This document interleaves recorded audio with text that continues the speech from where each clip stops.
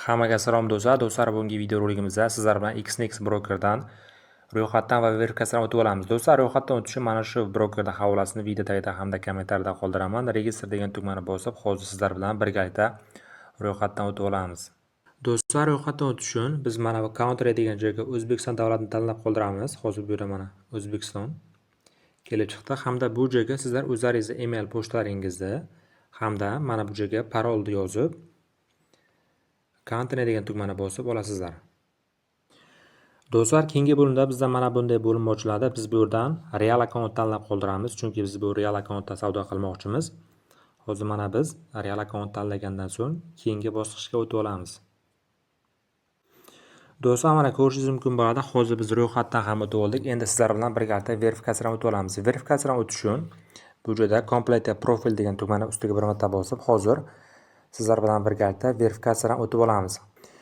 Do'stlar, hozir bu yerda biz verifikatsiyadan o'tish uchun birinchi navbatda email pochtamizni taslaymiz. Keyingi navbatda esa telefon nomeringizni taslaysiz. Telefon nomeri yozayotgan paytda Telegram ochilgan telefon nomeringizni yozing. Bu joyda SMS kod Telegram orqali yuboriladi. Telegramni tekshirib bemalol kiritib qo'ysangiz bo'ladi va shaxsiy ma'lumotlaringizni kiritib qo'yib Get Started Now degan tugmani bosasizlar. Do'stlar, hozir mana men email pochtamni tashlab oldim. Endi keyingi navbatda hozir telefon nomerini tashlab olaman. Bu yerga Forum degan tugmani bosamiz. Hozir biz bu yerga Telegram ochilgan telefon nomerimizni yozamiz. Do'stlar, mana telefon nomerimizni ham tashlab oldik. Telegram orqali kod keldi. Endi mana Complete Now degan tugmani bosib, hozir keyingi bo'limda qarang, o'zimizni bu joyda o'zlaringiz ismingizni hamda familiyangizni hamda tug'ilgan oy sanani yozasiz va bu yerda Country degan joyga o'zingizni, misol uchun shaharingizni yozib qo'yasiz. Misol uchun Toshkent shahar deb yozasiz va bu yerda jinsingizni tanlab qoldirasiz va qaysi ko'chada turasiz, shu ko'chani yozib Country degan tugmani bosib olamiz. Do'stlar, endi keyingi navbatda bizga bu yerda turli xil savollar beriladi. Bu yerda mana investment tanlab qoldirasiz.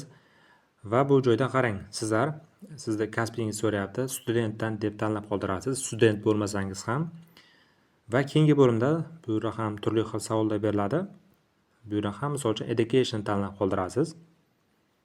Va o'zi mana continue degan tugmani bosamiz.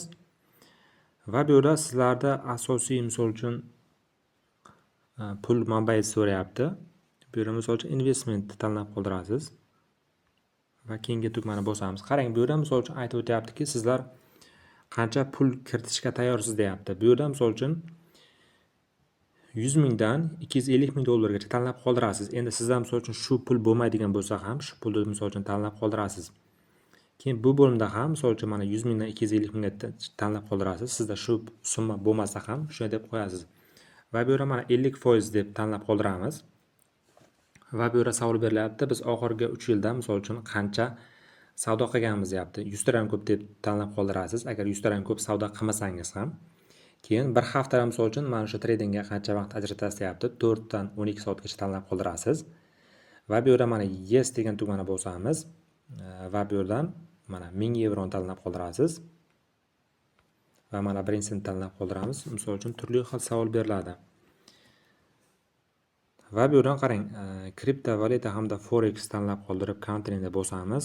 Bu yerda aytib o'tyaptiki, XNX'ga qayerda ishlaysiz deyapti. YouTube deb tanlab qoldirasiz va Continue degan tugmani bosamiz do'stlar.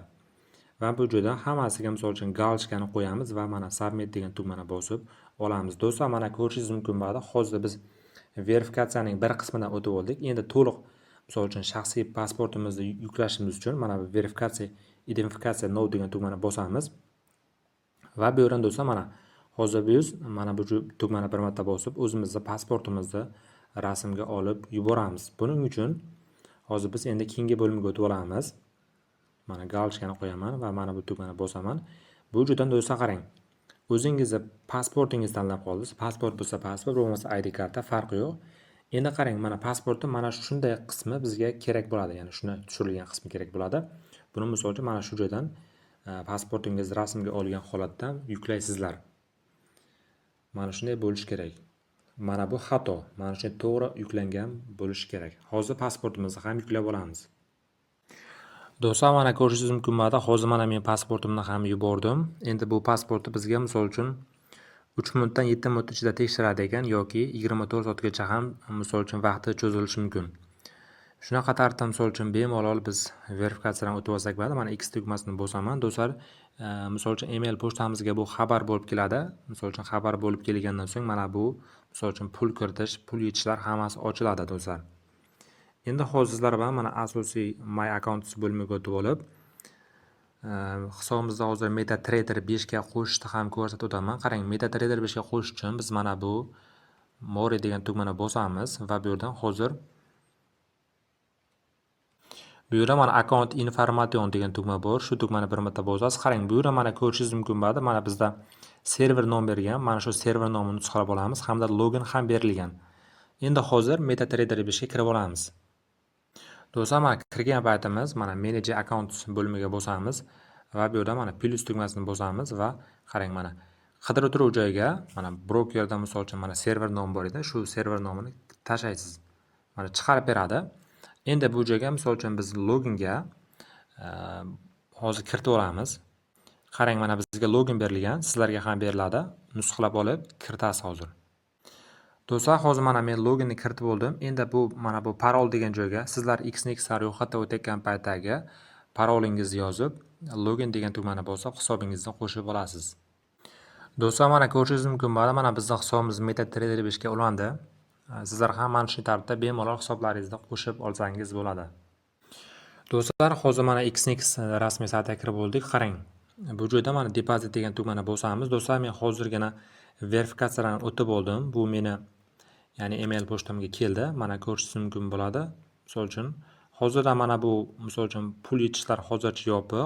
Buni misol uchun ochish uchun biz o'zimizda misol uchun shaxsiy ma'lumotimizni kiritib qo'yishimiz kerak. Mana lekin Wenzraf knopkasida qarang.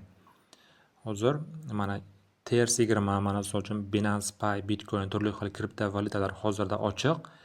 Biz endi mana pul kiritish uchun do'stlar deposit degan tugmani bosamiz. Qarang, shaxsiy ma'lumotni kiritishimiz kerak, ya'ni yashash joyi haqida ma'lumotni. Buni sizlar my.go saytidan olasizlar. Do'stlar, mana my.go saytiga kirib olganman. Sizlar ham kirib olasiz. Ro'yxatdan o'tmagan bo'lsangiz, ro'yxatdan o'tasiz. Agarda oldin ro'yxatdan o'tgan bo'lsangiz, bemalol hisobingizga kirasiz. Kirgandan so'ng qarang, hozir bu yerda mana ma'lumotnomalar bo'limi degan bor. Mana shu bo'limga kirib olib, doimiy yashash haqidagi ma'lumotingizni olasiz. Ya'ni do'stlar, qarang, mana birinchida turibdi. Mana shu ma'lumotnomani sizlar yuklab olasizlar. Do'stlar, yuklab bo'lganimizdan so'ng mana Complete Profile degan tugmani bosamiz. Hozir sizlar bilan mana shu doimiy yashash ma'lumotini ham kiritib qo'yamiz. Mana qarang, bu yerda mana bizda yashash haqida ma'lumotimizni so'rayapti. Buni misol uchun mana bu tugmani bir marta bosib, shu yashash haqidagi ma'lumotimizni biz screenshot qilgan holatda hozir yuklab olamiz. Do'stlar, hozir mana men kiritdim.